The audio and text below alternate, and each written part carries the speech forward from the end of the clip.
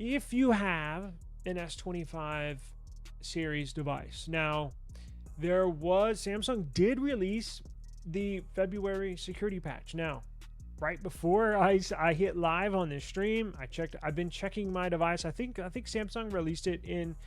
It benefits, if you're a Samsung user, it benefits you to live in South Korea because they get the best of the best. They get the Fold 6 SE, the real thin one. They get the S25 Ultra with the 16 gigs of RAM. They get the updates on day one. That's their home country, their home base, so I get it. But it is released, and I suggest everybody check. If you have an S25 series, check your device. We don't know when it will hit the States. I've seen a couple of people, who knows, on Reddit saying that the carrier S25 series, and we'll get into the S24 with this update, but I've seen some people say they've gotten theirs on AT&T and T-Mobile, but it's only one or two people. Who knows if they're telling the truth. But the February security patch is live. So the S25 series was released on February 7th. It's got its first firmware update. The update labeled AYB3, which is approximately just over 500 megabytes in size, is currently rolling out in South Korea and will roll out globally in the next day or two. Fingers crossed. So this update addresses significant bugs related to charging, calling, and camera enhancements, and importantly, the security patch level to February of 2025, addressing over 40 vulnerabilities detailed in Samsung's security bulletin. The update also improves the call quality as well as some camera enhancements. Hopefully this update will also address some overheating issues S25 users have been experiencing recently, which I just mentioned.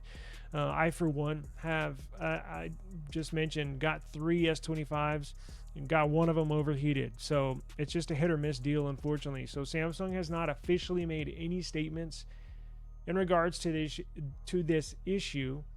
It appears to be an isolated incident. If you have an overheating S25 series, let's pray this update fixes it. Now, here's my issue with this deal. The return windows, if you've already gotten your S25 Ultra, and let's say you're one of the unlucky few where yours is overheating, where the hell is this update? So this update is basically not the only thing that will solve the overheating issue, but I'm hoping that Samsung has acknowledged this. They haven't acknowledged it publicly, but I hope internally they've acknowledged it. And every now and then, like with Google, sometimes they would delay an update a few days because the developers at Google are rushing to modify the code to try to fix something, to try to fix an issue that popped up late in the month. And they're like, oh crap, well, I don't want to, we can't go another 3 or 4 weeks with this issue snowballing online and social media. We need to delay this update a day or two, modify this code in here to try to solve this issue and get this out ASAP. That's what I was hoping is going on with this update. I've added Samsung in each and every one of my videos. I'm not hounding them on it, but I at them and let them know. And I do have a Samsung rep, and I did email them that I was having this problem. I said they'll look to it. Who knows? But that's the dilemma. If you have an S25 series and your return window's coming up, like, they'll send you a text, they'll send you an email, hey, you got 3 days to return your trade-in device, and that goes for returning it as well.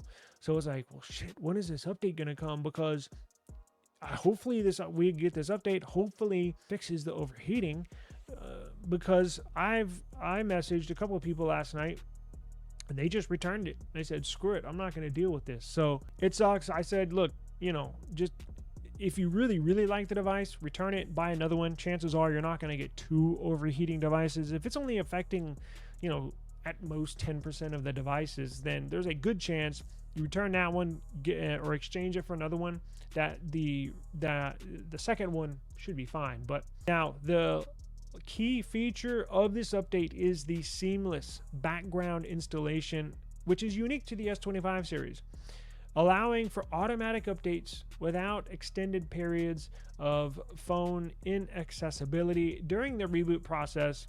Now, users can check for the update in the Settings app, and then simply go to Software Update, and then tap the download and install, and it should tell you.